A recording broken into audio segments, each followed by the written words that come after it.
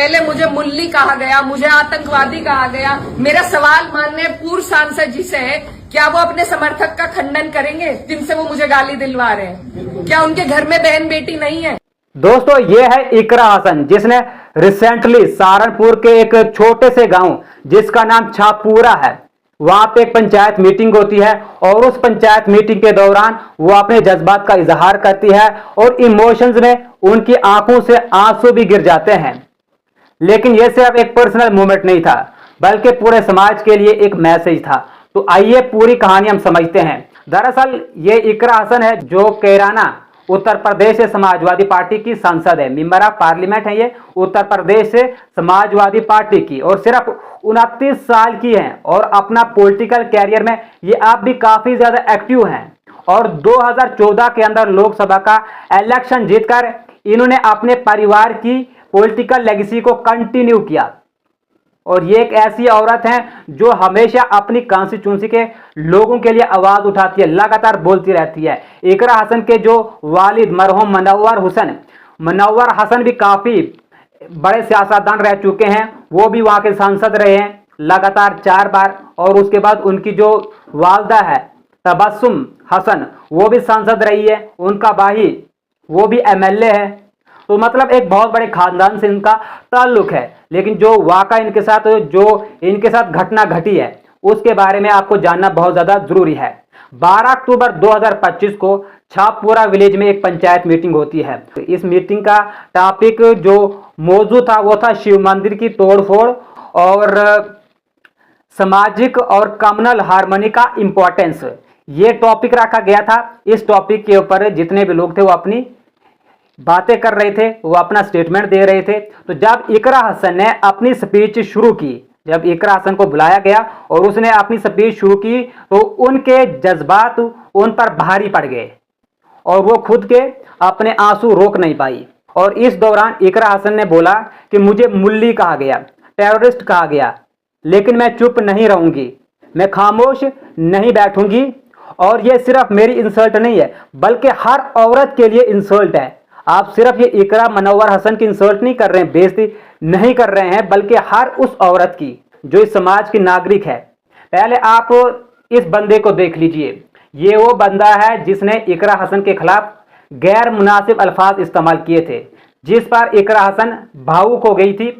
आपने देखा होगा, इसकी कई सारी वीडियो सोशल मीडिया पे वायरल हो रही हैं, जिसपे वो ओपनली ऑन कैमरा इकरा हसन के खिलाफ गलत चीजें, गलत बातें कहते हुए दिखाई दे रहा था। ये वो शख्स है जो मेरे पीछे आप देख सकते हैं, जिन्होंने इकरा हसन के खिलाफ गलत जुबान का इस्तेमाल किया था। और उसके बाद काफी ज्यादा ये कंट्रोवर्सी भर गई। और जब इस स्पीच के बाद सोशल मीडिया पर वायरल वीडियोस और पोस्ट आए, तो लोग उनकी कोरेज को, उनकी हॉनेस्टी की तारीफ कर रहे हैं। और इसके साथ साथ जो उसके अपनी पार्टी के जो बड़े बड़े लीडर्स हैं, उन्होंने भी उनकी जम करके तारीफ की है इकरा हसन की। और इसके साथ साथ ये मामला और भी ज्यादा इंटरेस्टिंग हो गया और भी ज्यादा दिलचस्प हो गया, जब कुछ लोगों ने उनके पर्सनल अटैक के जरिए इंटिमिडेट करने की कोशिश की। लेकिन इकरा हसन ने जवाब दिया कि मैं किसी भी प्रेशर में नहीं आऊंगी, मैं अपने लोगों के लिए और समाज के लिए आवाज उठाती रहूंगी। और यह स्टेटमेंट उनके लीडरशिप और जो इंटीग्रिटी होती है उसको हाईलाइट करता है। इकरा हसन सिर्फ कॉमनल इश्यूज पर नहीं, बल्कि वुमेन एम्पावरमेंट पर भी काम कर रही है। यही दिखाती है कि अगर वुमेन लीडर्स को सपोर्ट मिले तो सोसाइटी में पॉजिटिव चेंज आ सकता है। और उन्होंने ये भी कहा कि हर औरत को अपनी आवाज उठानी चाहिए और हमें डर के बिना अपने हक के लिए खड़ा होना चाहिए। इकरा हसन ने कहा बाकी लोगों को भी, मीडिया पर और सोशल मीडिया दोनों इस मामले को हाईलाइट किया है। यूट्यूब, शॉर्ट न्यूज और चैनल्स, ट्विटर पर लोग इकरा हसन की हिम्मत और जो इमोशनल स्पीच की है उन्होंने, उसकी तारीफ कर रहे हैं।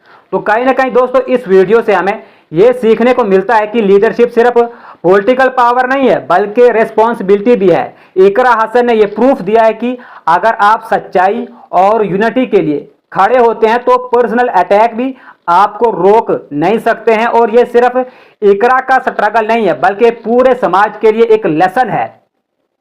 और दोस्तों, इकरा हसन का ये इमोशनल मोमेंट हमें इंस्पायर करता है कि हमें अपनी सोसाइटी में यूनिटी, पीस और इक्वालिटी के लिए खड़ा होना है। जिस तरीके से उन्होंने स्पीच के दौरान इमोशंस हुई, आंसू गिराए और लगातार वो कह रही है कि ये मेरी बेइज्जती नहीं है, ये मेरी इंसल्ट नहीं है, बल्कि आप मेरे को कर रहे हैं। मुझे इससे कोई भी प्रॉब्लम नहीं है, कोई परेशानी नहीं है, लेकिन समाज को क्या संदेश जा रहा है, क्या मैसेज जा रहा है, आपके साथ साथ ये वीडियो भी लगा रहा हूं मैं, आप इनको भी सुन लीजिए। लगातार उत्तर प्रदेश की जो सरकार है उस पर भी तनकीद की जा रही है, इकरा हसन पूछ रही है, और ये वीडियो काफी तेजी से वायरल हो रहा है इस वक्त। जिस बंदे ने इकरा हसन के खिलाफ गैर मुनासिब अल्फाज इस्तेमाल किए हैं, तो क्या उत्तर प्रदेश की सरकार उसके खिलाफ कोई कार्रवाई करेगी या नहीं, ये बड़ा सवाल बना हुआ है।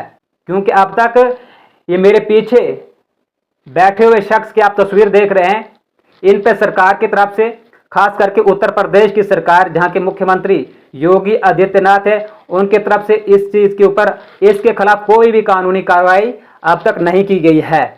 और इकरा हसन लगातार एक्शन की डिमांड कर रही है कि क्या इसके ऊपर कार्रवाई होगी या नहीं, क्या मुझे इंसाफ मिलेगा या नहीं। क्योंकि मेरे को गालियां दी गई, मुझे आतंकवादी कहा गया, मुझे मुल्ली कहा गया, मेरे माँ बाप को गाली दी गई, मेरे भाई के खिलाफ काफ़ी गलत भाषा का प्रयोग किया गया है, जो मैं बर्दाश्त नहीं कर सकती, जो मैं कह नहीं सकती। और फिलहाल दोस्तों, इस कहानी को, इस स्टोरी को जितना हो सके आप ज़्यादा से ज़्यादा शेयर कीजिएगा, और ऐसी खबरों के लिए दोस्तों जुड़े रहे हमारे साथ। बहुत बहुत शुक्रिया। पहले मुझे मुल्ली कहा गया, मुझे आतंकवादी कहा गया, मेरे बाप तक को गाली दी गई, मेरे भाई को कहा गया। जो लोग ये पूछते हैं कि मेवात वालों को माफ कर दिया था और उसे क्यों नहीं माफ किया, उन्हें मैं ये बताना चाहती हूँ कि ये पहली घटना नहीं है। और सीधी सीधी जो गंदी गालियां दी गई हैं, वो सिर्फ मेरे नहीं लगी, मुझे नहीं फर्क पड़ता, लेकिन जो संदेश समाज में जा रहा है। और मुझे खुद कप्तान साहब का फोन आया कि आप तहरीर भिजवाइए, मैंने नहीं उन्हें करा, वो भी आज यहीं पे है, कोई भी जाके उनसे ये बात पूछ सकता है। और ऐसे लोगों के खिलाफ कार्रवाई होनी चाहिए। एक तरफ तो ये सरकार हमारी बहनों को एसडीएम की कुर्सी पर एक एक दिन के लिए बैठा रही है, जब उन कुर्सियों की शोभा ही नहीं रहेगी, कोई गरिमा नहीं रहेगी, तो क्या फायदा है वहां बिठा के।